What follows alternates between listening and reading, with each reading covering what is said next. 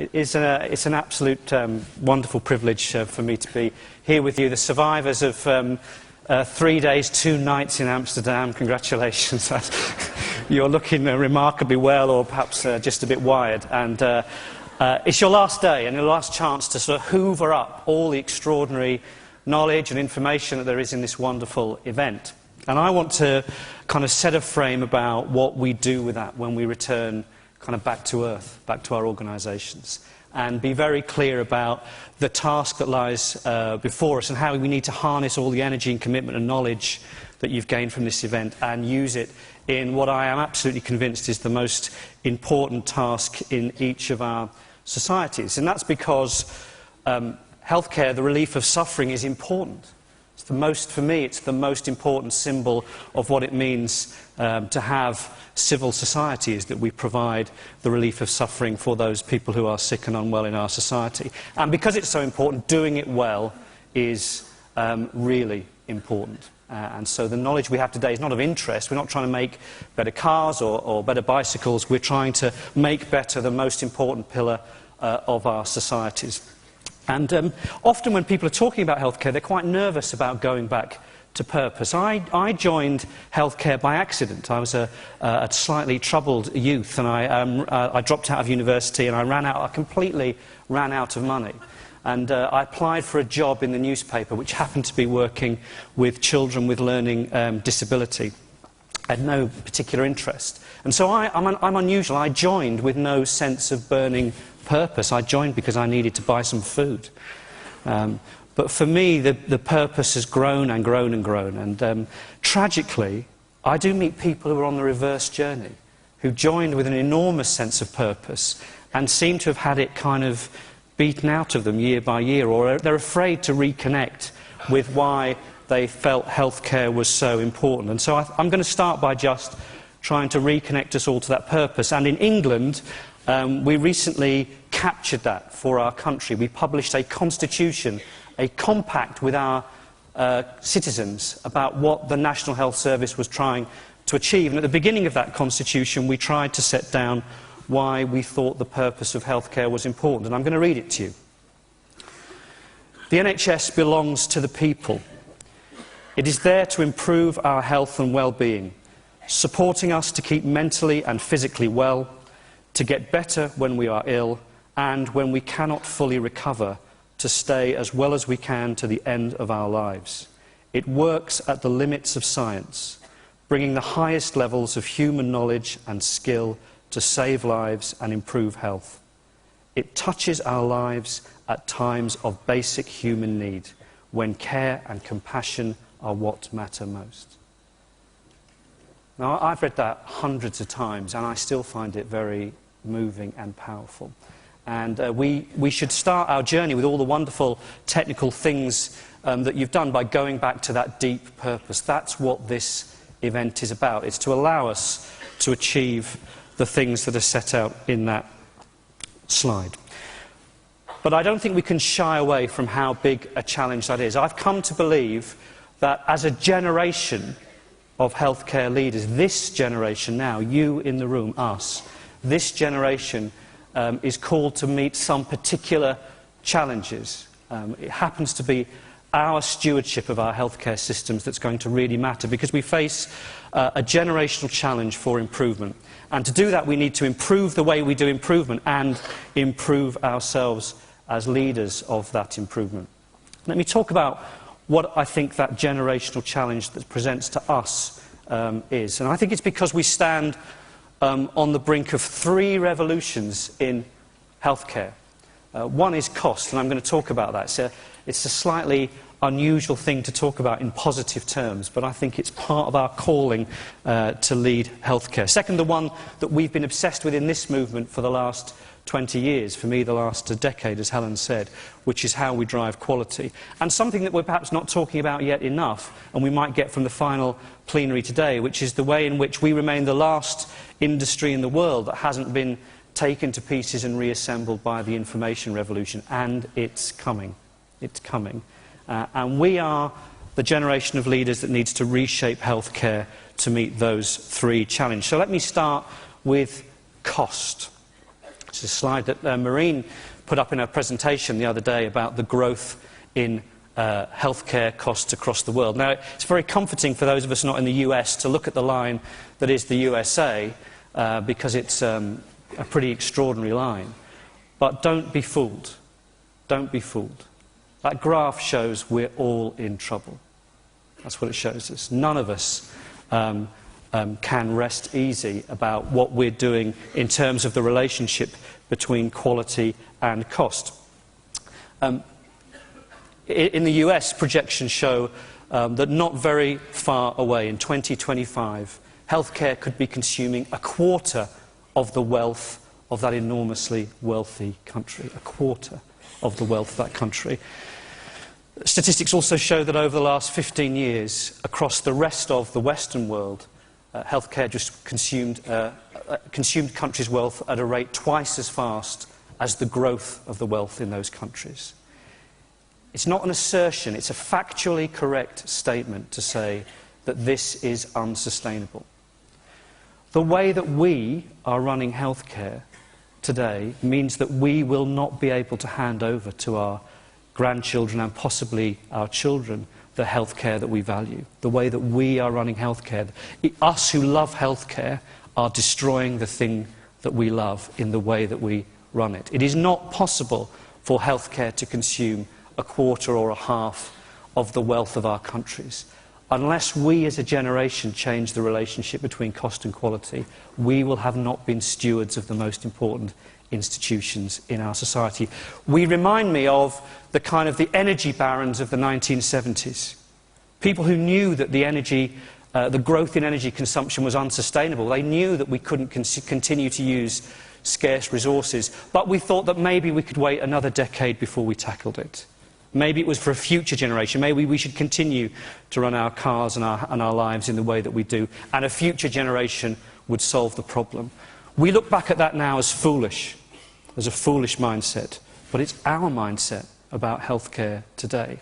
And we have to be the generation that decide to change that relationship because we care about the availability. I think our response to it at the moment sometimes look a bit like this, either that we don't want to hear about it. I have sat in meetings with fantastic medical colleagues that looked a bit like the picture on the left. Maybe there's a cost problem, but it's not for me to think about. It's for someone else or some future generation to worry about.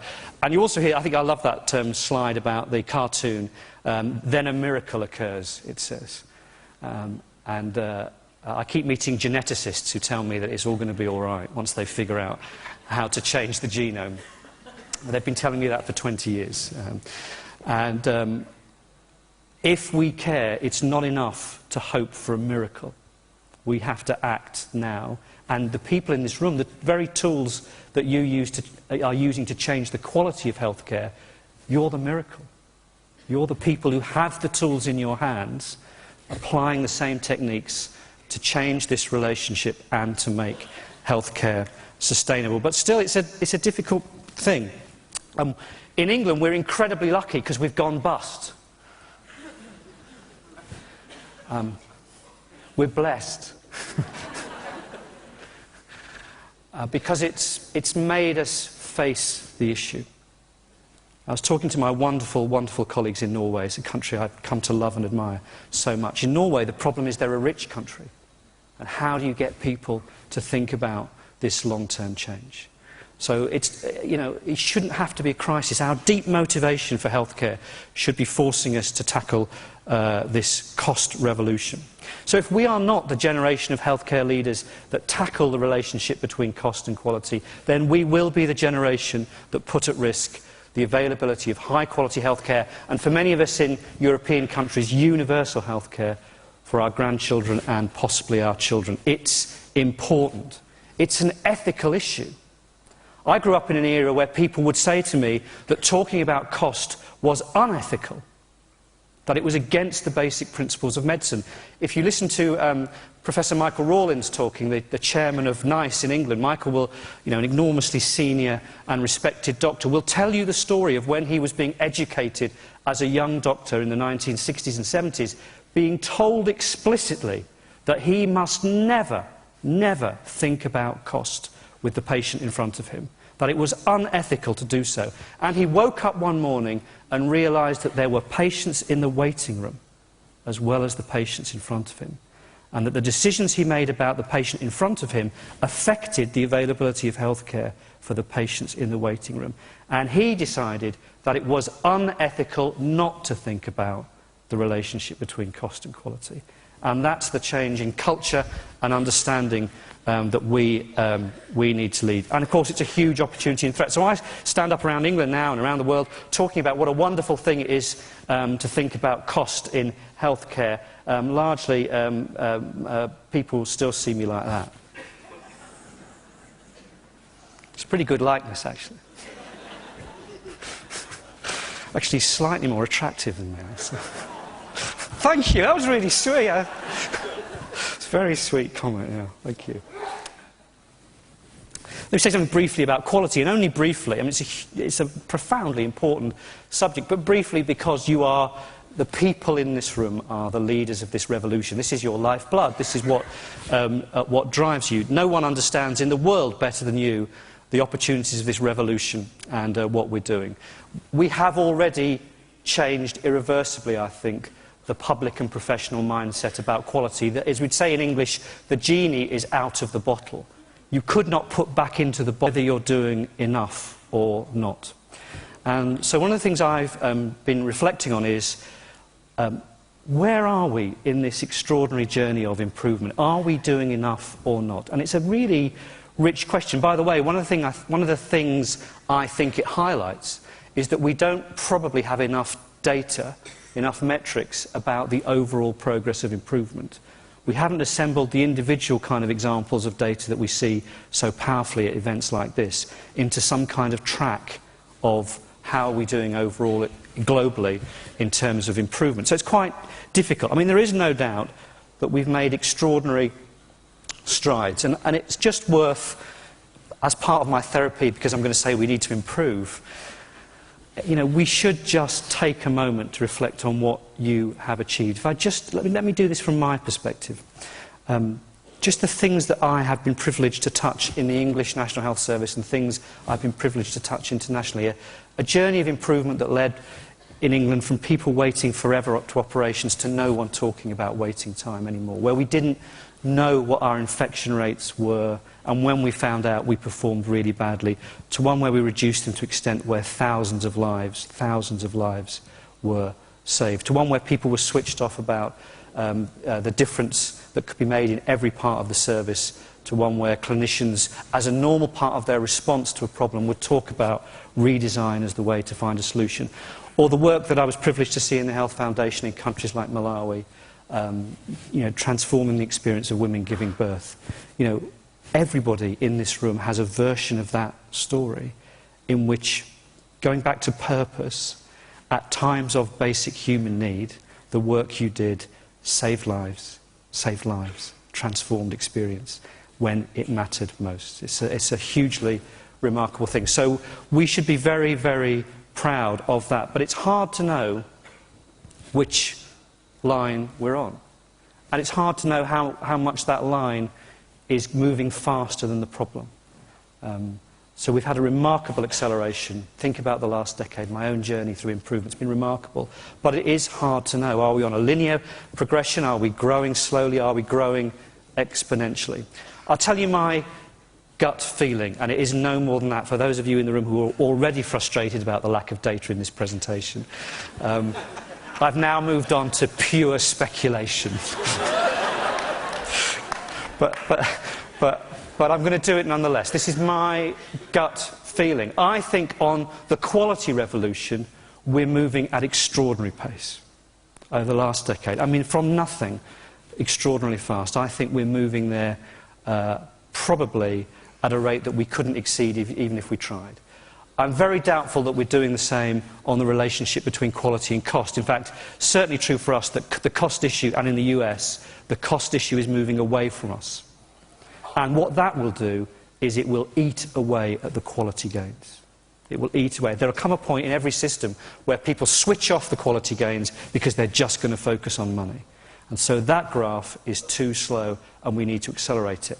And I'm not even sure that we've got a line at all on the information revolution, or it's burbling along at the bottom, but when it moves, it'll move really quickly. So I think we need to think about acceleration in all areas, but be thinking particularly about the difference between them. So in improving improvement, even though what you do is absolutely wonderful, our challenges seem to remain perennial. We need to spread more quickly. We need to sustain the gains we've made more successfully, and we need to link quality and cost in a mature way. They are the same thing, not different. And we need to change the culture to one of patient first, not professional or institution first.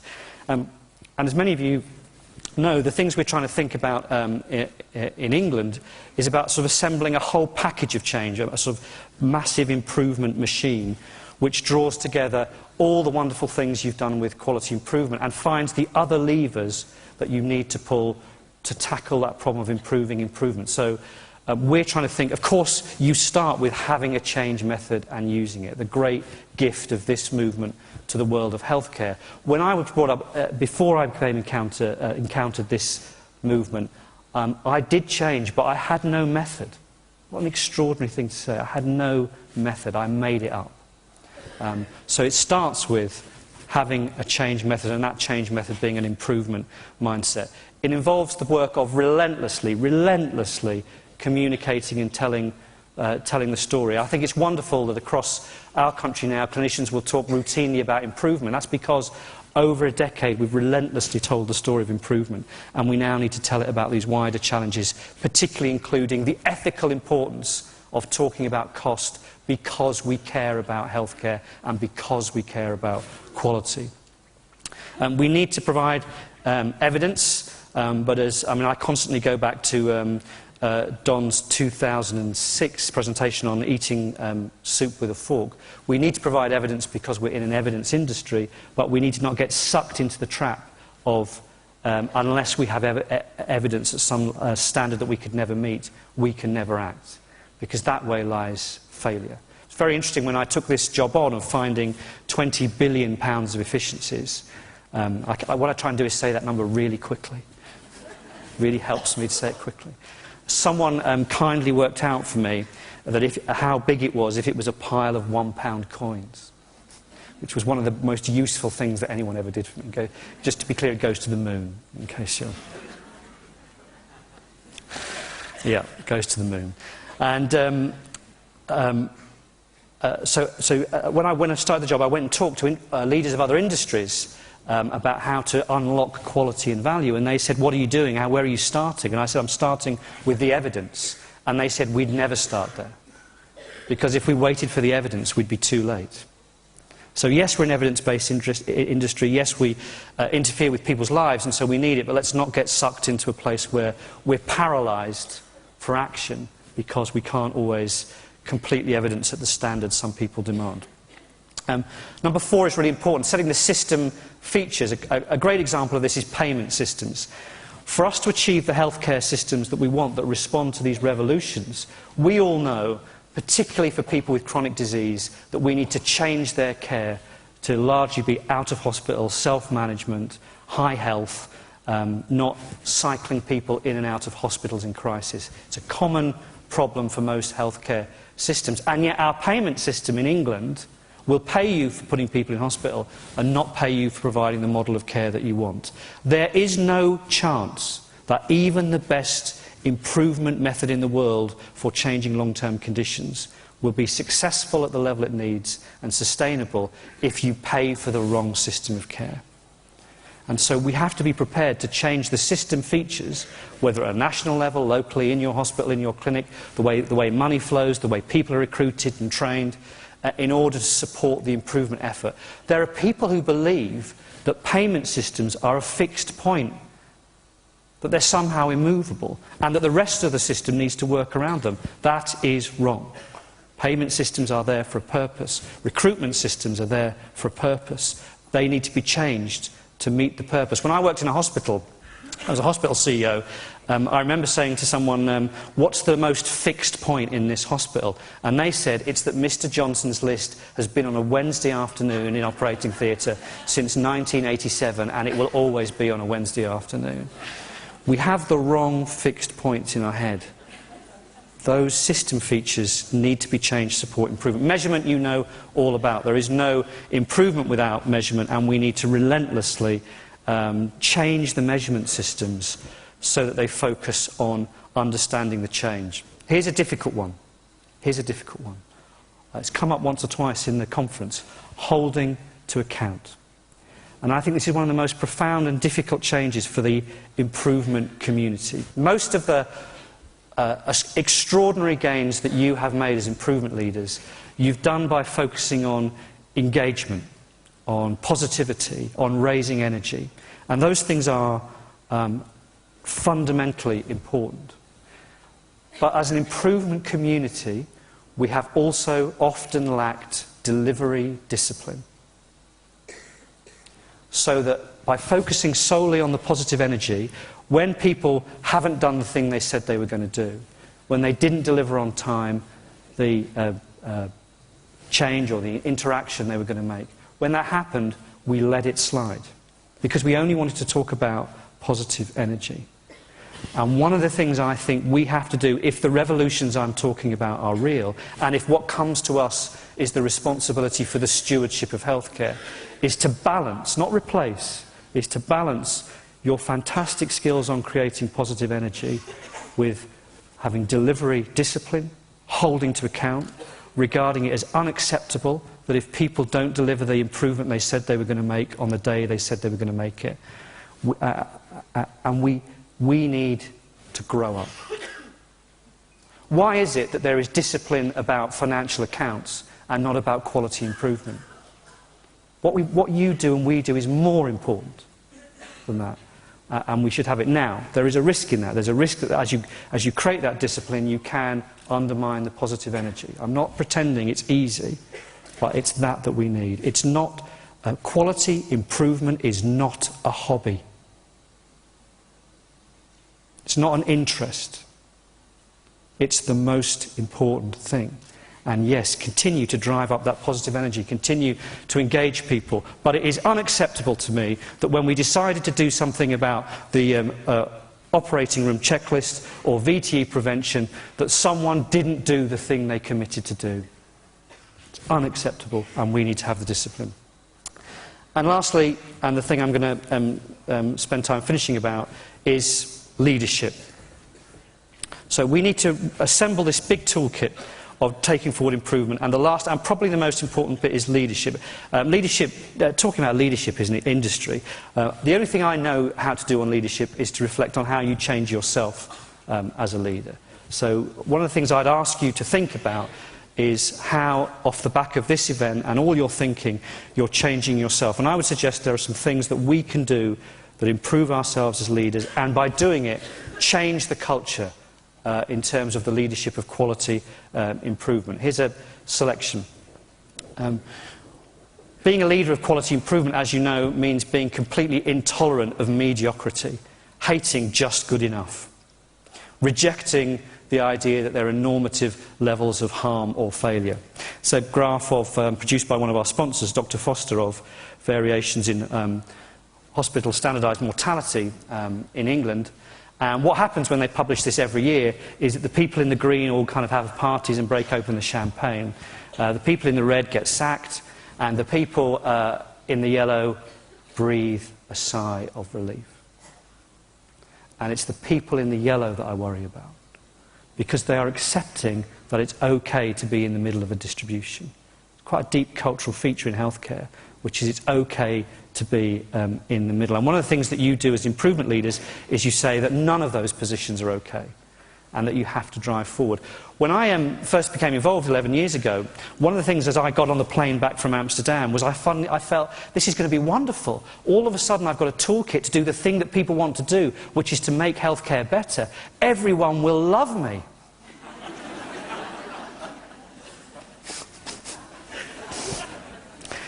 It turns out that when you are intolerant of mediocrity, initially at least, you're an unpopular person.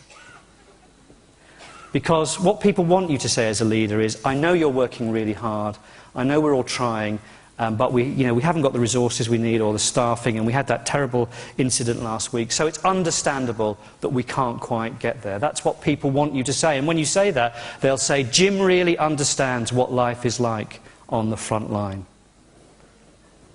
What a great guy.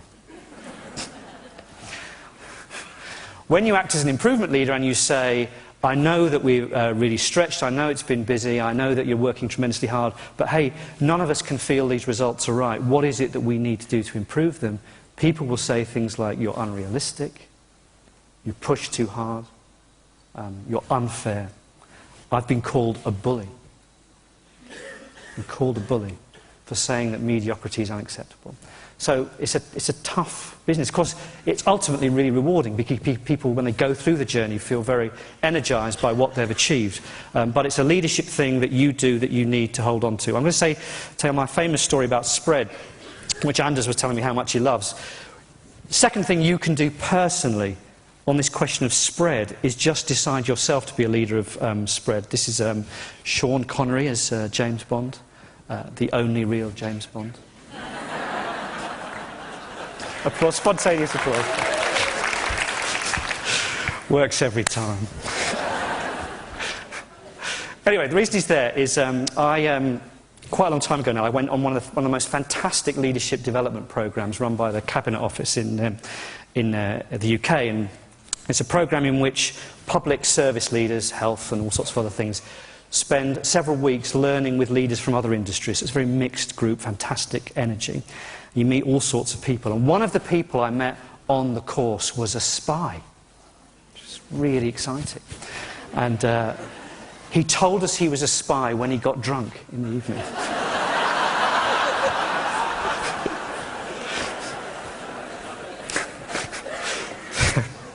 And that's the last 40 years of British history explained right there. So the truth is, proper spy. He'd been a proper spy working in the East, and he explained that when you're a proper spy, you have quite a limited kind of shelf life because people figure out who you are and what you're doing, and so you can kind of do it properly for a few years. But after that, you have to do something else. You can go and run other spies, or you can do what he did, which is he went to work in industry. And he worked for one of the big global electronics industry in counter-industrial espionage. So his job was to stop people stealing secrets about how to make electronic processes better. He said he ran a multi-million-pound department stopping people stealing secrets about how to make processes better. And I said, that's really interesting. I was a board member of the NHS Modernisation Agency with Helen was leader. I said, we've got a multi-million-pound organisation trying to give secrets away.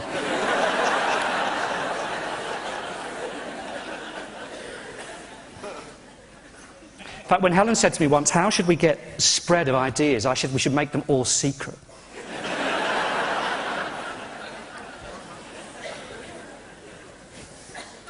And it is funny. It is a funny story, but it is a disgrace. It's a complete disgrace that people who talk about their number one value being making patient care better are not prepared to learn from each other about making patient care better. It's an English problem, but it's not just an English problem. It's in every case. It seems to be very deep in our culture. And we need to get over it. And it's actually easy to start. The Harrogate test, by the way, I used to run this hospital in a town called York, beautiful city. Next door was a hospital called Harrogate Hospital. York was a good performing hospital, did very well. Harrogate was an exceptionally performing hospital. We just hated them. We woke up every morning hoping they'd be found out for the liars and the charlatans that they were. The only way we could cope with it in York was by describing Harrogate as a very well-performing small hospital. It's funny, but it's a disgrace. It's a disgrace. And one of the most simple things I ever did as a leader when we had a problem with flow in the hospital that I knew Harrogate had solved was to pick the phone up to my colleague in Harrogate and say, can we come and spend some time with you? It turned out to be one of the most powerful leadership acts, because it was about not some hugely complex learning system and spread system. Create those by all means. But the way you solve the spread problem is that you decide to pick the phone up and make something happen. And it's easy to solve. The problem is all in our heads. So be a leader of spread. It's the easiest thing in the world for you to do. Dealing with difficult people. Quality improvement is not optional, and therefore you have to be prepared to deal with difficult people who won't make it happen. There are two kinds. There are good difficult people, for which I recommend that great article in the HBR, Leading Clever People. I absolutely love the subtitle, How Do You Manage People Who Don't Want to Be Led and May Be Smarter Than You? That's my whole career, that is. It's a great article about liberating people who are difficult because they're passionate, difficult because they care about stuff. There are a small number of people who are difficult because they're poisonous and unhappy, and their sole mission is to block things that are going to be better. And if you let it ride, then you're not a leader of quality improvement. If you let that one person not implement the surgical checklist, or do it in a way that's so deliberately cynical and derisory, then you're not just undermining the whole process, you're choosing to let those patients down. And difficult as it is, you have to be prepared to deal with it. And lastly, and most interestingly, and something I'm thinking about a lot at the moment about our leadership action, which is I think there's a fundamental problem in the interaction between quality improvement and medical culture. And it's because we love the rescue. That's what we love. Almost 10 years ago, almost exactly, it was a very tragic train crash in a town near a town called Selby, which is south of York. A number of people died, and we were one of the receiving hospitals. And on that day, you had to do nothing as a leader, because the staff in our hospital were just astonishing. They were just astounding. They completely reshaped the hospital, coped with lots of incoming wounded. It was just inspirational to watch how they coped. We love and are magnificent in a crisis. And it's a wonderful thing. Our problem is that we love it so much that if we haven't got a crisis, we'll make one.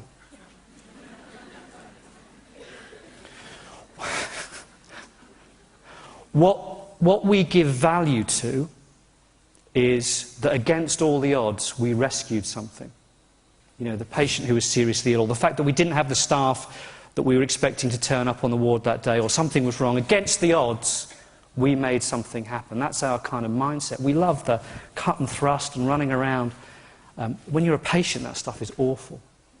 What you love as a patient, what you give value to, is order, routine.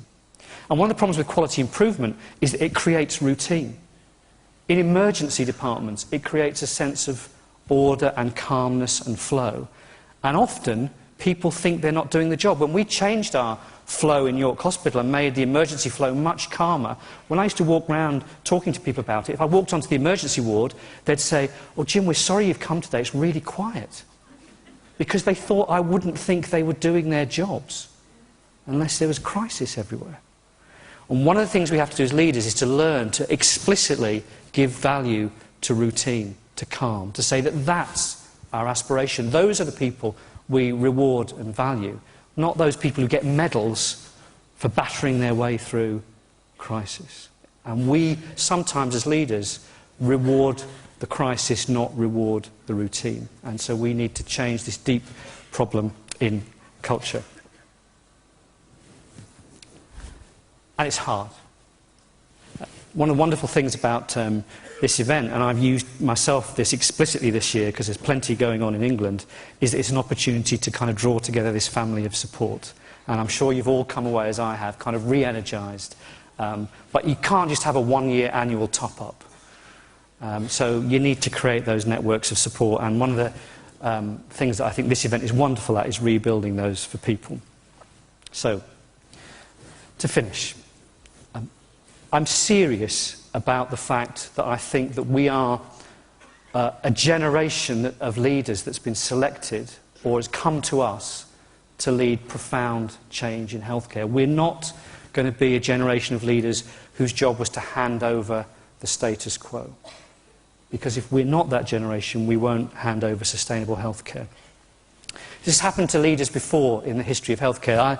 As I say, I live in this fantastic historic city of York, Viking city, in the north of England. And one of the interesting things about York is it's got some wonderful examples of the history of medicine. And occasionally when I've been wandering around thinking, it's come to me that these were previous leaders who were involved in generational change in healthcare. The first one, the top left, is part of the remnants of St Leonard's Hospital, which was built, they think, in about the year 1200. In one of the first recorded hospitals to be built in Europe. So these were people, this was a generation of healthcare leaders. They were religious, as it happened, who were moved to tackle the relief of suffering by actually creating, for the first time, institutions of healthcare, by bringing together in a place a focus on the relief of suffering. It was a remarkable generational change, a commitment they made to transform healthcare. The middle one is a hospital that was built as the first, in Bootham in York, built as the first purpose-built psychiatric hospital in the country. And we look back at it now with a little bit of horror, but in fact, again, it was a complete invention from that generation of leaders that rather than seeing mental health problems as something that you literally pushed to the side of the road, that people were thrown out of their houses and lived appalling, squalid lives, that what their commitment to a generational change in healthcare was to create care for people with mental health problems. And the last one is the hospital I used to run.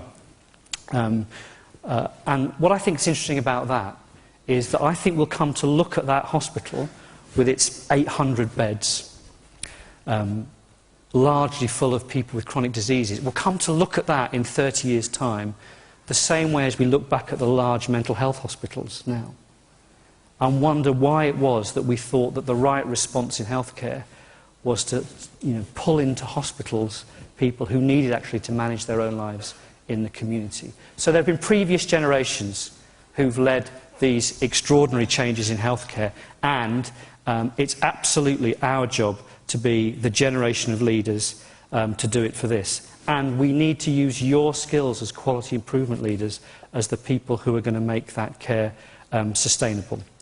So let me go back to purpose. I talked to you about the NHS Constitution. It's very specifically for us, but I wondered whether we should think about a kind of an international commitment to being the people who are going to lead this change in the same way.